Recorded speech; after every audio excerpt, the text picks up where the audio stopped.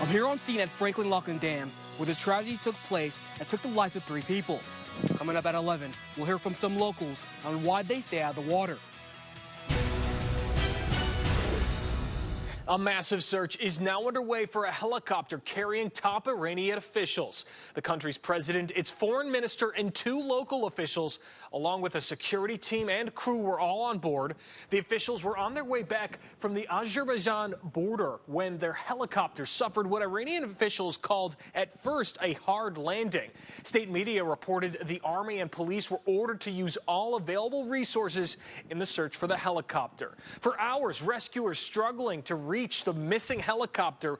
Dense fog and rough terrain hampering their efforts. The White House says President Biden was briefed on the situation, and we've just learned that Russia and Turkey are helping with the search. ABC's Lama Hassan leads us off from London. Tonight, the urgent search for the helicopter carrying the Iranian President Ibrahim Raisi and the Foreign Minister Hussein Amir Abdullahian, along with others. Seen here earlier in the day, they were traveling in a convoy of 3 helicopters.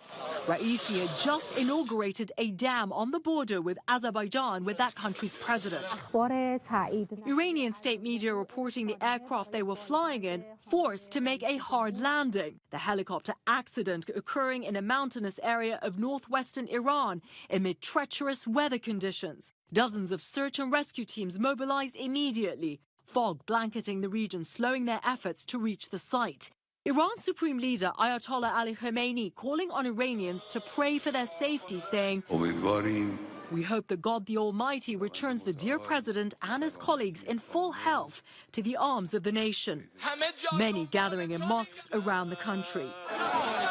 Elected in 2021, President Raisi, a hardliner, is the second most powerful figure in Iran, seen as the top contender for replacing Ayatollah Khamenei.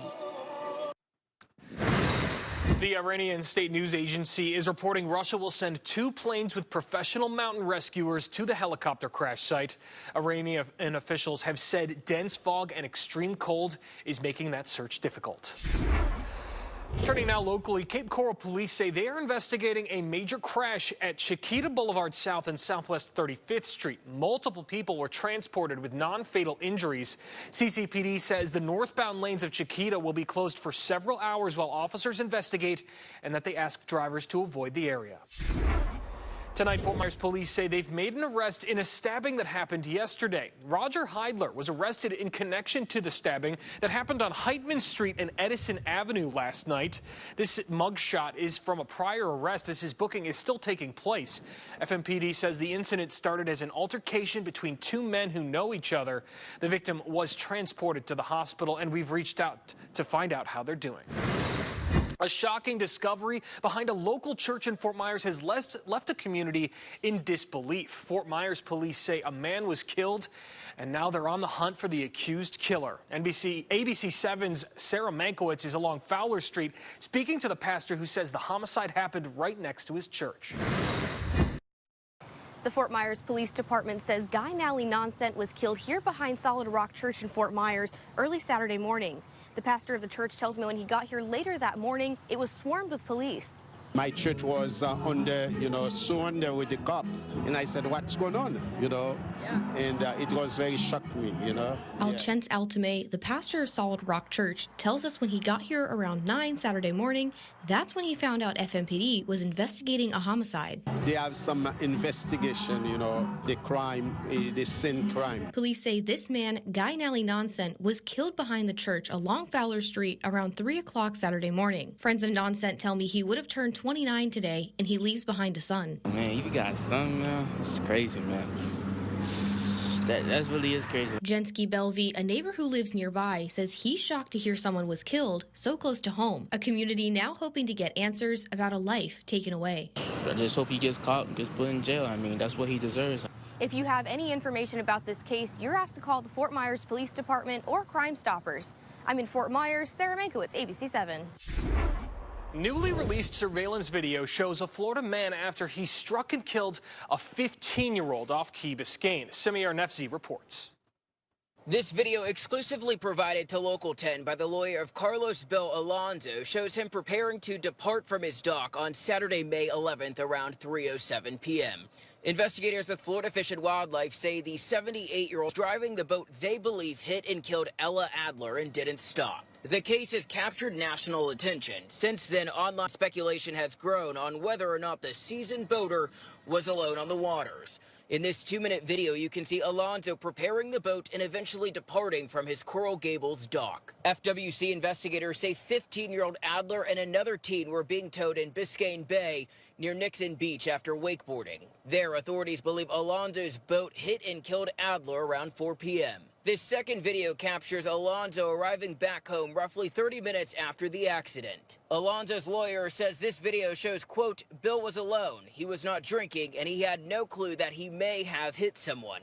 He parked the boat at his home, he was calm, he didn't clean the boat, and he did not try to hide anything. Officials tell local media that Alonso is cooperating with the ongoing investigation. It's unclear if Alonso will be facing any charges. And we're still working to find out what exactly led up to the deaths of 3 people killed in a suspected drowning at the Franklin Lock in Alva yesterday afternoon. ABC7's reporter Mohammed Abdul Qawee joins us live from the Franklin Lock after speaking with parents. Mohammed, how's the park looking this evening and what do we know? The park is looking a lot better than it did yesterday, and I've been working on to get answers onto who the 3 people are that died here yesterday. But this incident is causing people to question what's really going on. The LCSO says that 3 people died here yesterday. It was devastating news to hear that. Franklin Lock here returned to normal today after yesterday's incident claimed the lives of 3 people. It's just kind of weird, like shocking too, because I didn't expect it. As we came back here today to try to learn more information, during our time at the park, we noticed several signs from the Army Corps of Engineers stating that this area has no swimming policy. Signs that Alva resident Mike Ritter, who stops by the park weekly, tells me he is aware of. I think it's probably wise to pay attention to the signs in the area and kind of heed the warning for, you know, whatever the reasons are. The signs also state that swimming, wading, snorkeling, or scuba diving at one's risk is allowed, except at launching sites, designated mooring points, or other areas designated by the district commander. As the park was back open today, jet skis and boats were going back and forth in this area. Ritter tells me he would never go in the water simply because it's way too dangerous. It's a boat access, so there's a lot of boats moving in and out of here. The sign says no swimming. You know, we just come out to fish and kind of stick to that. On Saturday, Lee County Sheriff's Office said foul play is not suspected in the 3 deaths, and we're in the process of notifying next of kin after life-saving measures were unsuccessful. Back to today, as we counted these several boats and jet skis passing through, we did not see anybody swimming, even though there are life jackets provided for visitors. Absolutely not. Even before that happened, I would never, because I know there's alligators over here. I would stay out of the water. Now, this is still an ongoing investigation with the Lee County Sheriff's Office and the Army Corps of Engineers. Reporting live here in Alva, Mohammed Abdul Qawee, ABC7.